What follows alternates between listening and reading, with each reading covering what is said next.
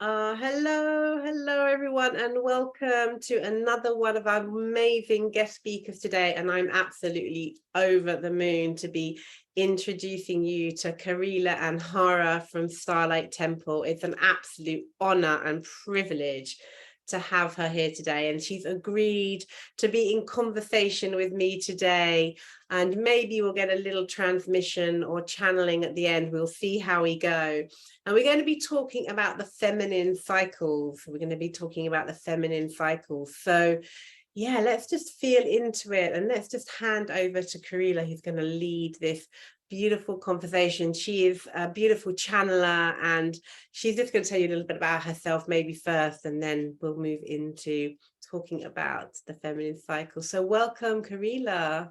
Hi, thank you so much for having me. I'm so happy to be here.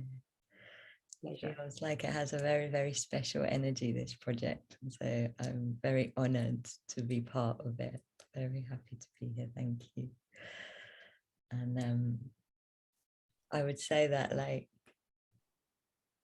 my path as a channeler has done lots of different things, but one of the things I always come back to, and the place that I would say is like the home of my heart of my work in many ways is the feminine. I just every time I do stuff with the kind of wisdoms of the goddess and the feminine, I just find this like poetry of ceremony and magic, and I just love it. It's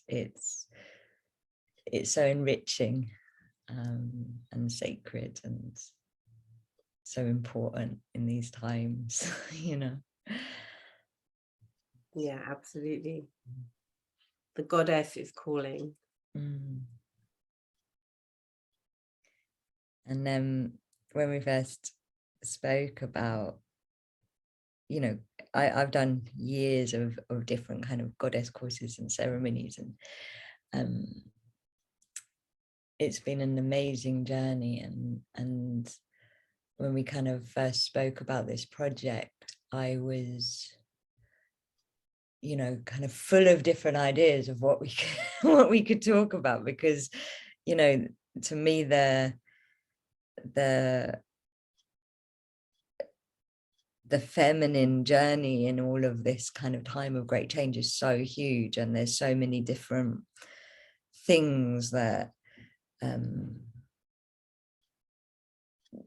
are so important to be talking about when it comes to the goddess. I'm sure you feel the same, but the one that I kind of landed on and wanted to share was one that's in some ways, or at least the subject that I want to talk about today, it's fairly new in my journey with the goddess and the feminine work,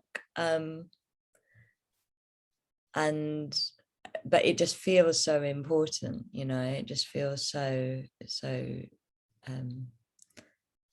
important, and that's our cycles, our actual physical cycles, that I know some women will immediately go, oh, I don't bleed, I don't have a cycle. And I think the first thing to say is, like, if you are a woman, whether you have a womb or not, if you identify as a woman, what you are identifying with is being cyclical.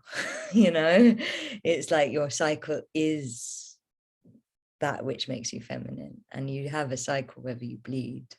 You have a cycle as a woman your whole life. And to me, what has happened in this kind of age of extreme patriarchy to our perception of our cycles is actually quite devastating. It's like, even if you're not into spirituality and everything else, women have to reclaim their cycles, and they have to understand how sacred and beautiful and amazing and powerful these cycles are. And we really have to reclaim them from where the patriarchy took us with them, if that makes sense. Yeah, absolutely. And as somebody who's 51 and just had a year into the menopause, because I don't bleed anymore, because I don't have that physical outlet that I had once had, being connected to the moon cycles, and holding ceremony in the moon cycles has become a really important part of my life and my journey. And now I'm introducing it to these lovely women goddesses who want to step into that as well. And I hadn't really equated the fact that I'd moved into working with the new moon and the full moon at a time, I've just got shivers, at a time when I was going into menopause. But you've really just presenced that reasoning, the fact that my physical body isn't telling me anymore. I'm not getting the pains of when I'm ovulating and then sort of 14 days later having this bleed, that I'm sort of, sometimes I'm kind of looking and feeling and going, where am I on my cycle? And the only way I can really understand it is by presencing the full moon and the new moon, and understand where I'm at in the dark moon and the waning moon and the waxing moon. And just it's really been helpful. Yeah, and your intuition was kind of absolutely right, in the sense that my guides have channeled a lot about how actually when you stop bleeding, the honoring of your cycle and aligning it with the moon is so much more important than when you are bleeding. And actually the most powerful time of your cycle, the most magical time of your cycle, is when you stop bleeding, because your cycle is the cycle of creation. Like, that is fact. The feminine cycle is the seasonal cycle of the creation of human life, but it isn't just human life that we can use our cycles to create. And when we're bleeding, the cycle, a lot of the energy of the cycle is being used for the physicalized process. The physical takes a huge amount of energy. What happens, one of the blessings of menopause, of which there are many, but what happens when we come into the cycle state of grandmother is the cycle is completely energetic, and that means it's got more power for its magical purpose, because it's not physicalizing. And what happens when you get through the menopause is then your cycle is fully aligned with the moon, whereas before that, your cycle, every woman will know that, like, their cycle isn't always on the new moon. Your cycle becomes far more aligned with the kind of feminine forces of nature, because the time of grandmother is kind of the height of a woman's spiritual and magical power. And actually, this is one of the things that I'm so passionate about repairing in terms of what the patriarchy did, because we have totally lost our sense of how amazing it is to enter into grandmotherhood. One of the things I really like to share is that it's so rare. There is only one other mammal that actually gets to grandmothers. So all other mammals, they just bleed. The only other mammal that gets to grandmothers, like for years and years and years, grandmothers that are years for a long time, is the killer whale. And so, it is an absolute privilege to have an experience of being a grandmother, not just as a human, but across the kingdom of mammals. And it is a very, very rare and sacred thing. And to me, it's actually a transition of gender in a way. It's like the grandmother gender is actually its own gender in a way. It's like it's its own Wow, okay, so it's just rushed through me. yeah. What I, you know, everything to me is in fours, and this is kind of guidance that has come through to me. But if you think of the breath, we have our in breath, and then we have our held full breath, and then we have our out breath, and then we have our no breath. We have male and female, and then we have the gender of the unity, the gender of the kind of male and the female, and that has to have its polarity, and its polarity is the empty, the no, the womb, and or the beginning, the ending. And that to me is the grandmother. Do you see what I mean? It's the polarity of everything. Yeah. And so it isn't quite female because that's the polarity of male. It's its own sacred state. And it's a very, very, very powerful, you know, I remember I was journeying once, and I had this big message come through from some guides who represent the kind of grandmothers of the universe. And they were like, you know, humans always think patriarchy, matriarchy, they think male, female, they argue over who's in charge. And this grandmother just leant forward and she was like, let me tell you this, the grandmothers are always in charge. You Yeah, know, I love that. And you know what I feel like you're sort of segueing into is this idea that we've had patriarchy, we've had matriarchy, and now we've got, you know, the head gamos, the sacred marriage of both.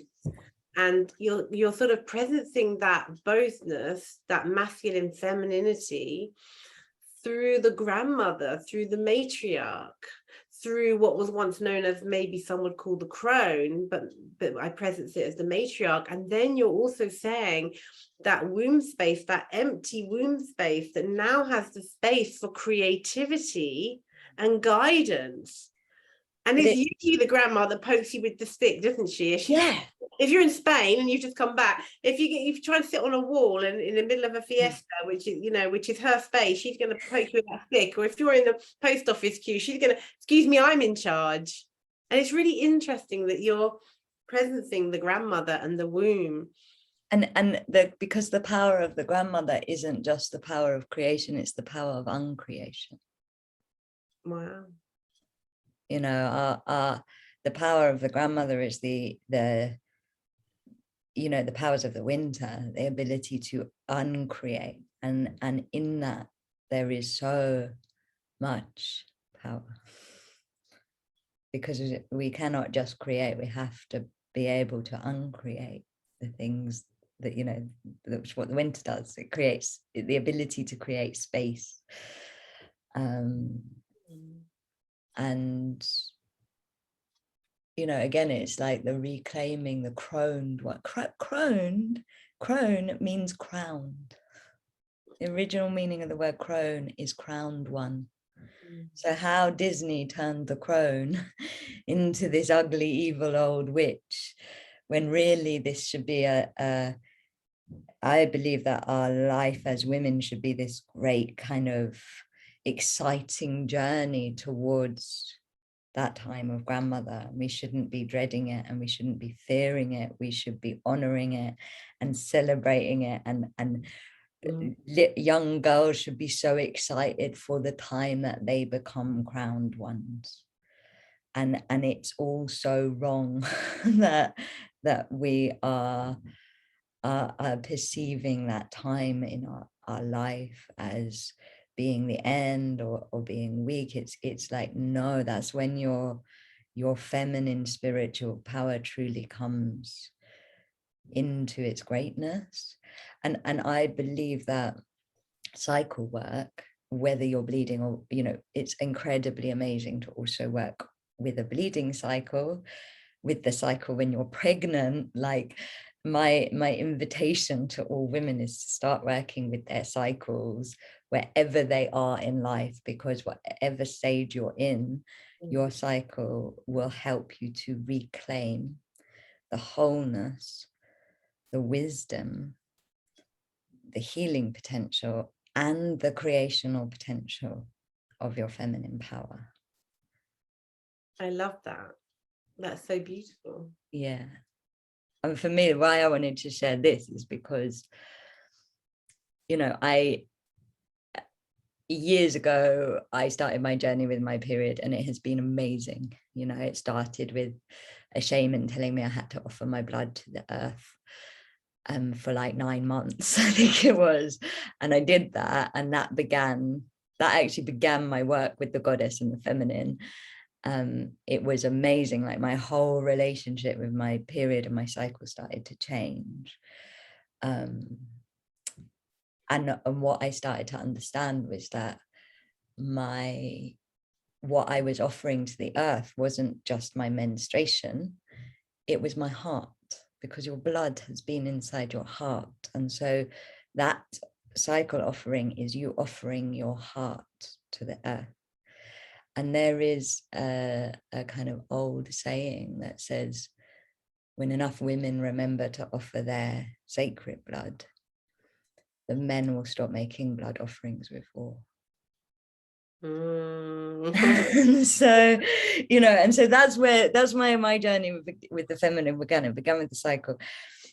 And what I started to notice was that my cycle stopped being regular as I was doing this. My cycle started being divinely timed. So every time I was having a big healing, I would then start bleeding. And I started to notice that my cycle was actually clearing me. And it was like every time I was doing big breakthrough work, my cycle was aligning with the inner work. And I was like, this is amazing. And so for years, I used my cycle for healing. And it's incredible for healing. And I think lots of women out there now use it for healing. But where things got really exciting was about 2 years ago, when my guides started saying, like, why are you using your cycle just for healing? Your cycle is your cycle is a manifestation cycle. It's for creation. There are parts of it the parts of the season that are for healing, i.e. the bleed. But what it actually is a creational cycle. Why aren't you using it for manifestation? Because there is nothing better at manifestation than a woman's cycle, because it is literally what manifests like everything you need to know about manifestation is in that cycle. And that for me is when my cycle became more joyful. And what was amazing to me is, even after years of like yoni ceremony, womb ceremony, cycle offering, magic, feminine work, I had never really considered the times when I was ovulating. You know, I'd never really considered the other states of my cycle. It was only my premenstruation and my menstruation. And in coming into that full circle and coming into the understanding of all of the seasons of my cycle and how to work with them and how to use them, it has just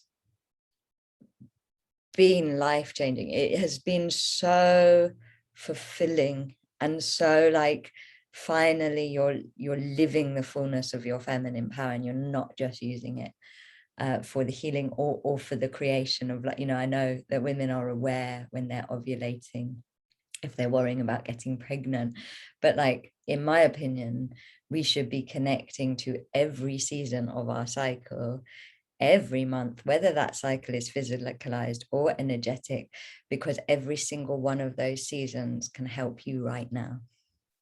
Yeah. And it's such a waste that we have literally the forces of the earth flowing in our body and the seasons of the earth flowing in our body, and we are not using them to not just better our lives, but better our world.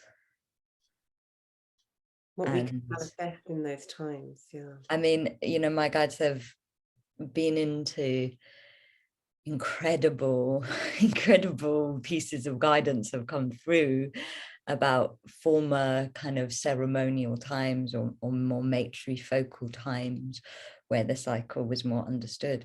And literally they said when there was times of, you know, famine or crisis, women understood that they could bring their side, they could come together in ceremony and use the fact that they had all of the different, collectively, they had all of the different forces and seasons and weathers within them, and use it to collectively bring the village out of crisis, to collectively manifest.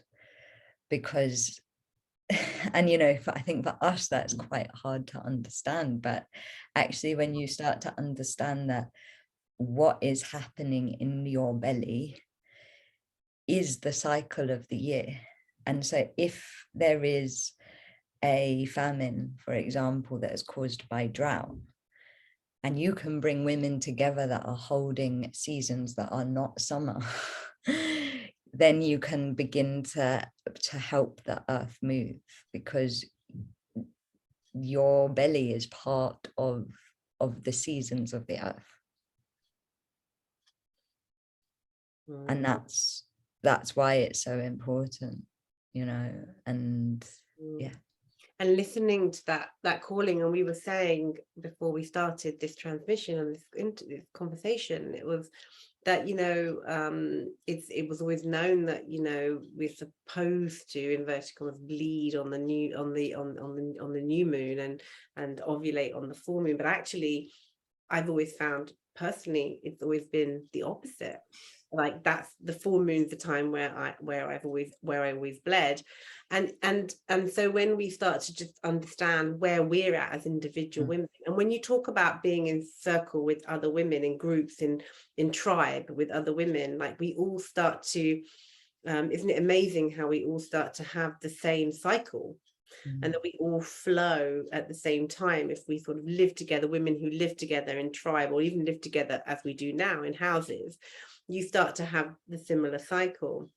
And that's not, you know, that's there for a reason. That's to make sure that women are in flow with each other, quite literally in flow with each other, so that they can live in unison, because women have such strong cycles that, you know, it's probably the nature's way of saying, this is how women need to be. They need to be in union with each other, with their cycles.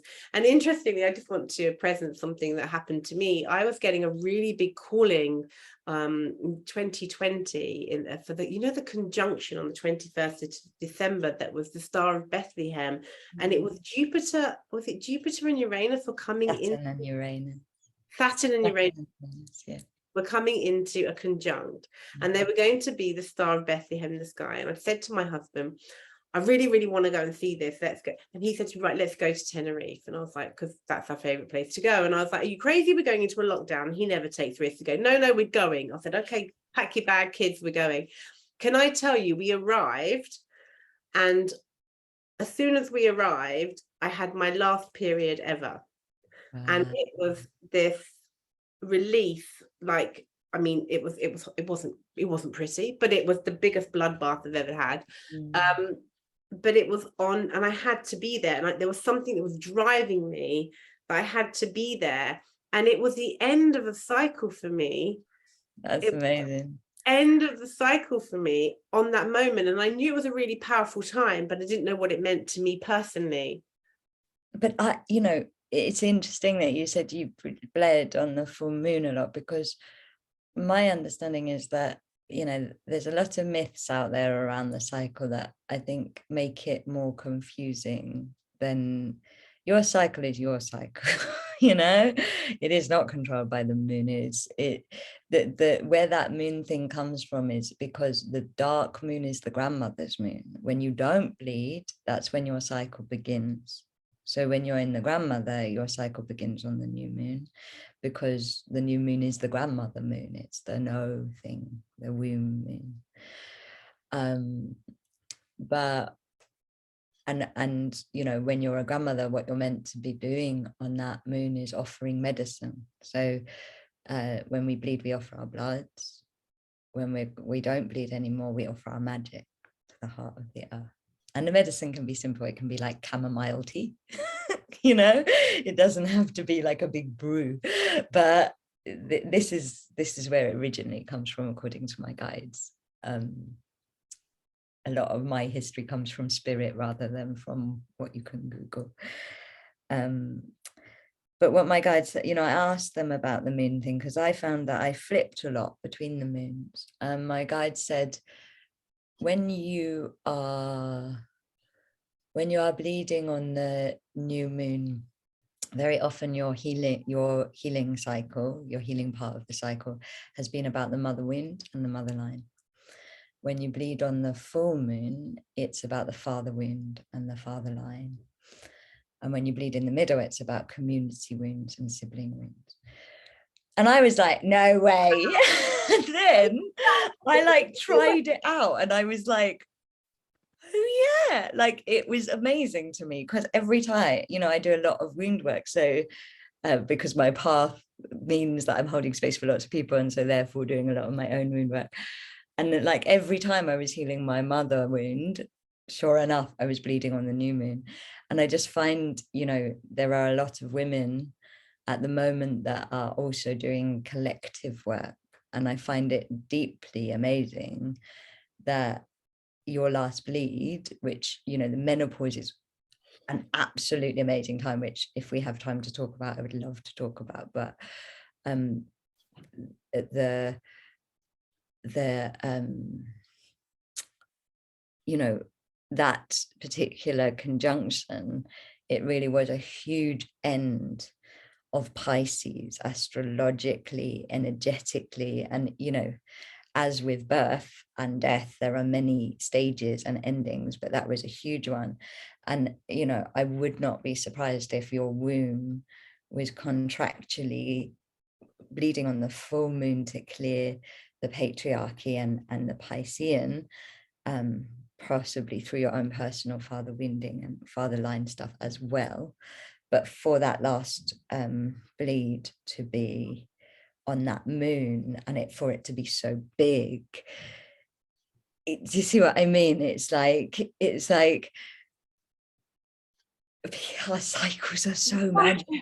Like, they are so magical. It was interesting for me because I'd really just decided that I was going to step full into the goddess work, because so many you know, you drop the goddess, do everything you're doing, like women's empowerment, but drop the goddess. And I was like, fuck you, excuse my French, but fuck you, I'm stepping into the goddess. It was so clear to me that we were moving out, like you say, of the age of Pisces and into the age of Aquarius, and you know, this next shift. And it was just so powerful within me, and I feel really privileged.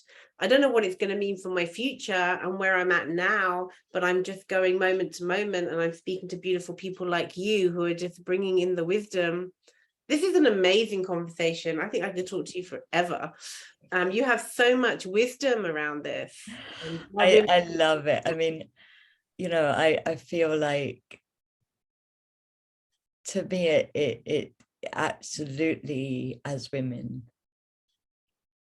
we were robbed of our, you know, I can't believe, with what I know about cycles and periods now, that like when I was young, people were still referring to it as the curse. And I mean, how, you know, and to this day, I still meet people that go, I hate my period. And I'm like, do you understand that this is the goddess alive within? This is nature. You know, it's like we have a responsibility to the next generations to pass this knowledge onto them and to reclaim it within ourselves. And, you know, the menopause as well is absolutely phenomenal. I mean, every stage of your cycle, every stage of your cycle is just, every moment of your cycle is the goddess living through you. I'd like to add one more thing that happened, just to see what your take on it is. I had, after that big main bleed and letting go and moving into menopause, 3 months later, my daughter is 11 at the time, and she had her first bleed. At the same time, I had a little bleed, but it wasn't like a full on, it was kind of in unison, it was like a handover. I literally went into the matriarch because she went into the maiden, and it was like, oh my God, it was just, yeah, it was really magical. It was really magical. It is, you know, it is that, I mean, that is amazing. And I do feel like there's that consciousness. Like, I feel like our cycles are bigger than us in a way. It's like, you know, they belong to our generations. I mean, even the fact that when your mother is in your grandmother, so the fetus of your mother is in your grandmother, the eggs are fully formed in her womb. So you don't begin in your mother's womb, you begin in your grandmother's womb. You know, there is this generational magic that is so much bigger than what our kind of conscious mind can understand. And we need to harness that magic. We need to work with that magic. That magic is the magic of life. It is how life is created. And we're living in a time where we have to create a new earth. And so we need these primordial wisdoms of creation, you know, about, in a way, we need the ceremonies of when matriarch is passed on. I mean, you know, one of the beautiful, my guides talk a lot about the lost temple ceremonies, of which menopause and bleeding ceremonies and grandmother ceremonies are part of these lost temple ceremonies. And there's one that they talk about, which is the, you know, the work when a woman is pregnant, the grandmother or somebody representing the grandmother is meant to do a series of healings for the child in the womb, because of that connection that really that child started in the grandmother, in the maternal grandmother. And then we could go into shadow, you know, like I've done a lot of shadow work, and it's like what people absorb from on the fact that wombs are not clean, the fact that like we're not doing our clearing out, means that people are being born with trauma that isn't theirs.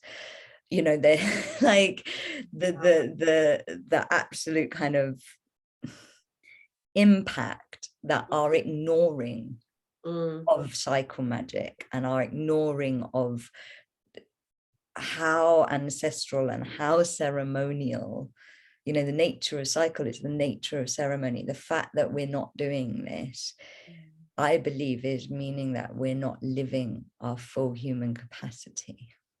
I think you're right. And I think that, can I ask you a question then? You work with women who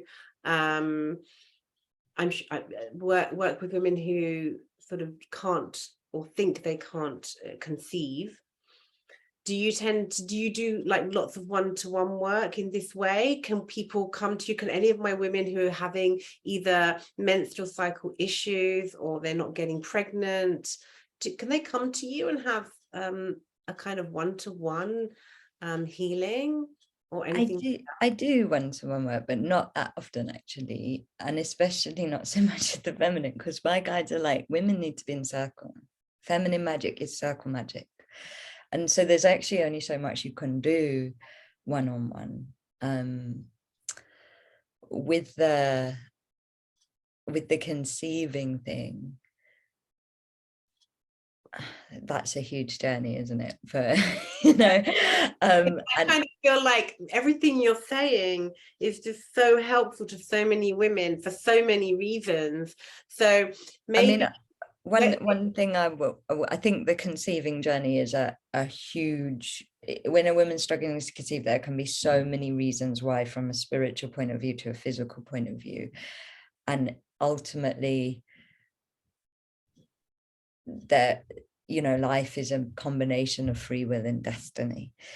But what I will say that I think is really helpful is do get into circle, like clearing your womb, clearing your sexual energy, clearing your yoni, and working with your cycle will make everything healthier and everything more possible. And will just make you fulfilled, you know, in ways you can't even imagine. One of the things that my guides have channeled a lot about that I think is important is miscarriages, because miscarriages are very common. And actually, you know, one of the things that I'm also so angry about, and I think we can be angry. My guides said to me a while ago, they were like, what Mother Earth needs is angry, horny witches right now. Like, angry, horny witches are going to sort this out.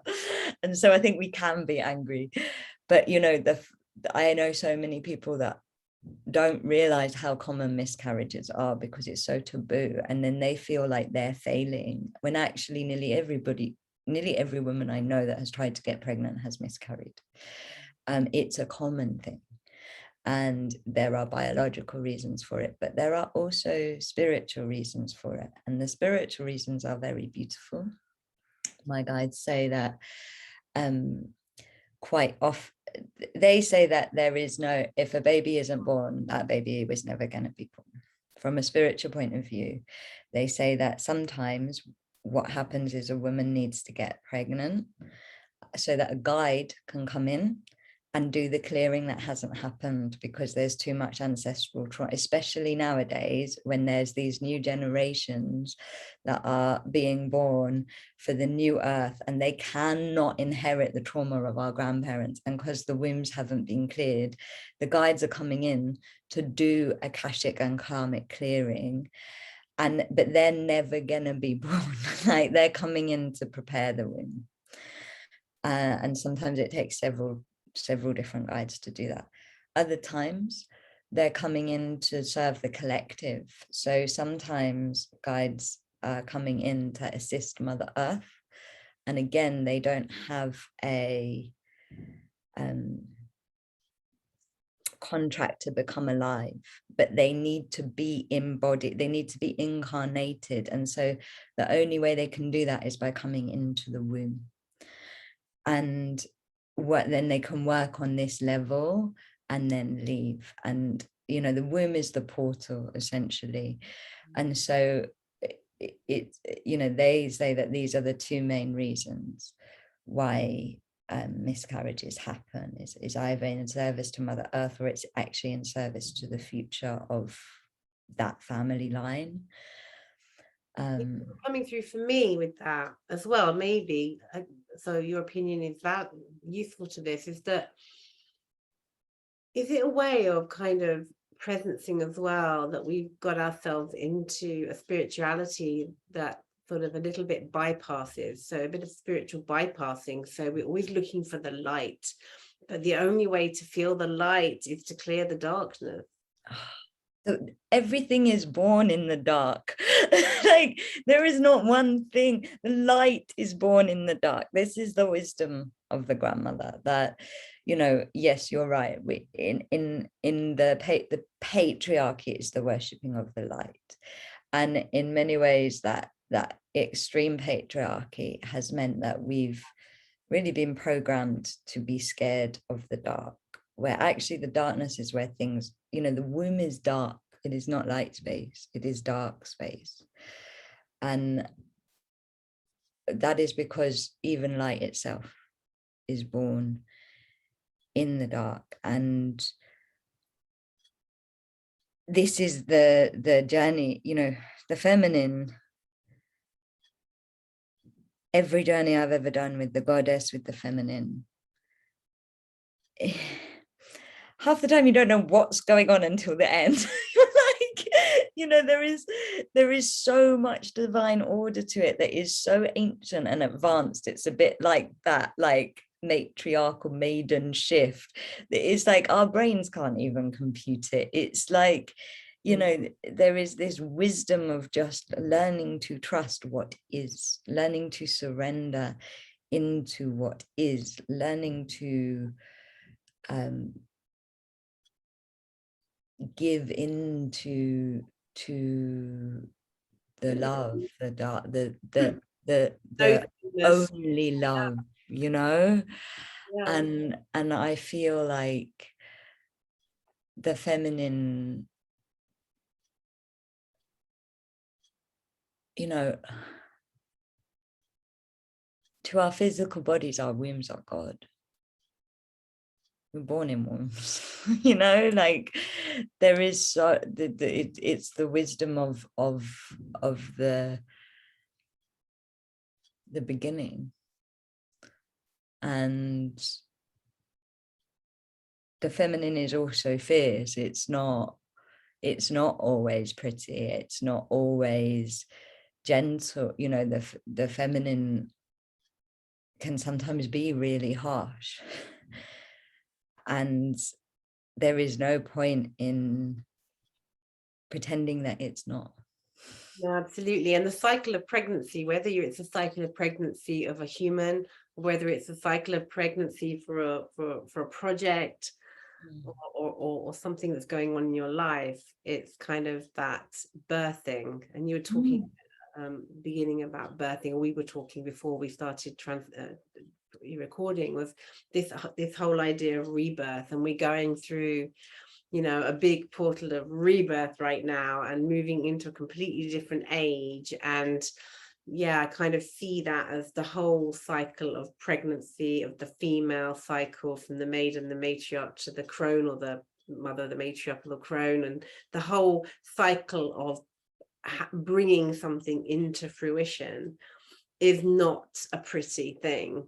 It can be beautiful, but it can be painfully, you know, excruciatingly painful, and and messy, you know, and vulnerable. And but that's and I love that you brought up the archetypes, because the other thing that the patriarchy did was go maiden, mother, crone.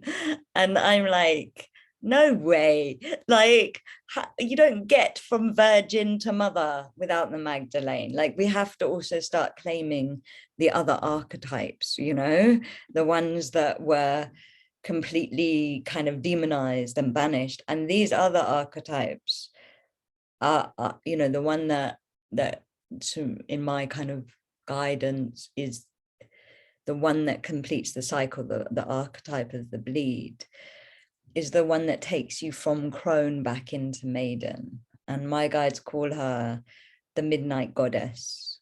It's the one where the midnight goddesses in the goddesses are like Kali and Lilith, and the goddesses that knock me over. No, those are my two.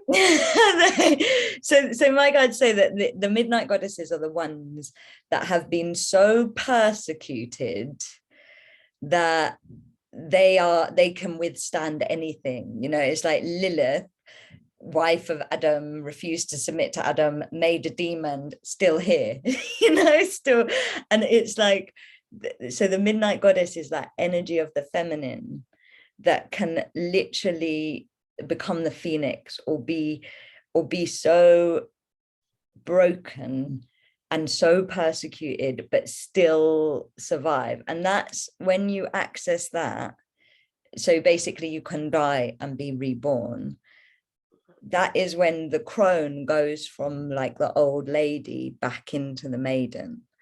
And to me, this feminine archetype is the one we need. Like, we need all of them, but one of the most important ones for us to be connecting to on the new moon, if you're a grandmother, or in your bleed, if you're bleeding, because that archetype knows how to do these times. You know, that the archetype, midnight goddess, the midnight goddess. and you see that as Lilith and Kali. It's the one that is like, the one that it's Lilith, it's Kali, it's Medusa, it's any of the goddesses that have been completely demonized and has then risen again. And it's that energy. It's like when you go into the bleed and essentially your cycle collapses, or Gaia's gone through the autumn and all of the leaves and everything she has created has fallen, and then in the winter there is that moment of, I am going to live again, I'm going to be reborn what's again. really interesting? Okay, I'm just going to share this with you. So I come into the goddess work in my 50s when I was reaching menopause. Lilith, Kali, Medusa, and Boudica. Right? They're all midnight. I mean, Boudica, all of them have other aspects, like Boudica's got a warrior aspect. Right. But it's interesting that at a time where I'm like crying, at a time when I'm going into that sort of matriarchal thing, and I'm also talking about sort of not being afraid of death, like what's the worst thing can happen. I've been talking a lot about not being afraid of death, and I almost feel like that those 4 archetypes are there to guide me maybe in death. When I get to that point, like I feel like maybe, I don't know if it's between now and my physical death, like this is where I'm going to be working with those 4, or whether it's when I get to death that I will return to the maiden and come back through in another form. But this is what your cycle teaches you. It teaches you how to die. This is, you're right, they will help you with your physical death. And the grandmother time is all about the power of uncreation. It's one of the most powerful things you can do at your new moon and bleed time is go, what do I want to uncreate? What do I want to literally, because there's a difference between healing and uncreation. Healing is when you integrate. Healing is the things that you don't want to uncreate, that you want to integrate, that you want to become whole with. But there are also things that, the fungi, the mycelium, like this planet's of like the mold, like uncreation is an important part of creation. And we've become afraid of uncreating, because we've been taught to fear the midnight goddess, to fear death, to fear the dark, to fear the womb. And we need to be okay with uncreating, because how else are we going to uncreate Pisces? Oh my God, yes, and yes. And it's like, there are things that need to be uncreated right now. And I think, I know many people struggle to let go, and letting go is more of that grandmother. The uncreation is the midnight. The grandmother is in a way more of the menopausal journey, and then you're in the midnight. Then you're in that, like, where the grandmother has become powerful and beautiful and not in that grief state. Wait, then I've got a few more years.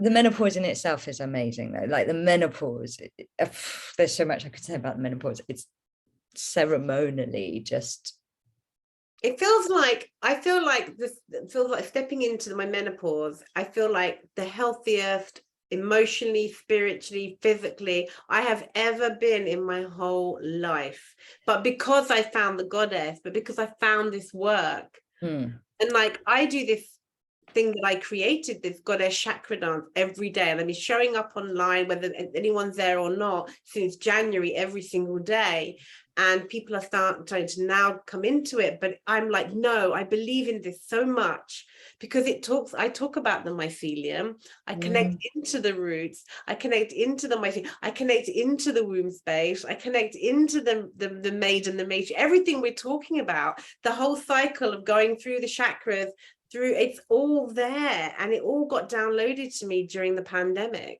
And it was just like, I feel like it's everything you're doing is presencing everything I've been feeling and knowing.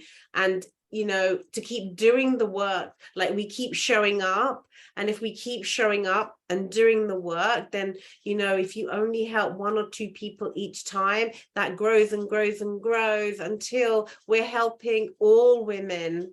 And we are helping all women. The nature of, even if you only directly help a few women, which you won't, because Yeah. you know, this work is, the goddess wants it, you know, this is the wild horny witch work that needs to happen.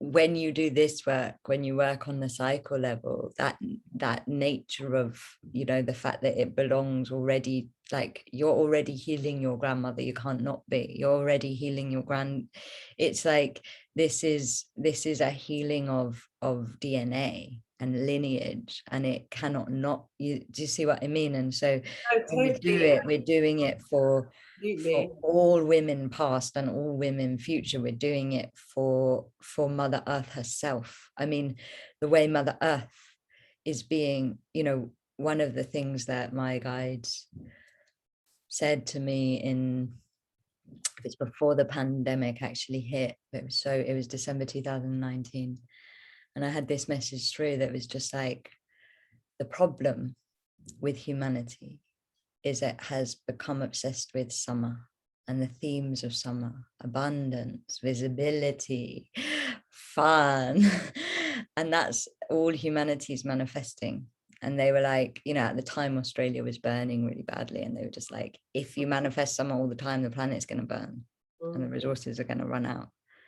What humanity needs is the qualities of winter, which is resourcefulness and clarity and resilience and surrender. And like, you need to start celebrating these things. These are the things that the feminine teaches us, you know, and this is how, you know, our planet's out of balance because it's not that we shouldn't worship the sun and the summer and the masculine, it's that we need to worship everything in equal, you know. And so we're also helping the planet by reclaiming this stuff, because we are Mother Earth, you know.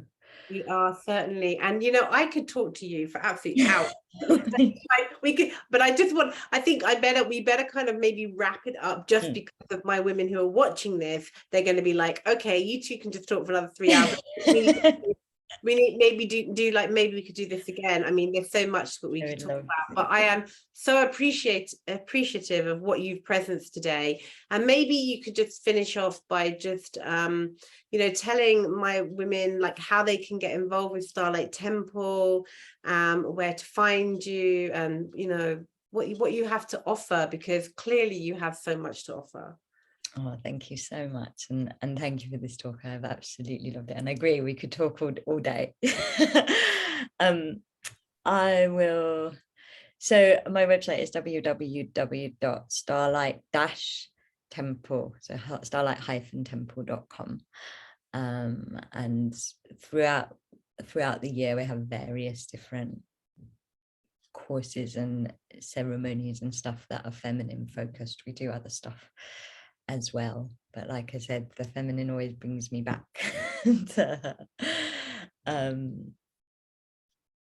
do you do any live? Do you do any in-person yeah, ones? we do. And we do travel as well. We do sacred site travel, and so we do online and in person and travel.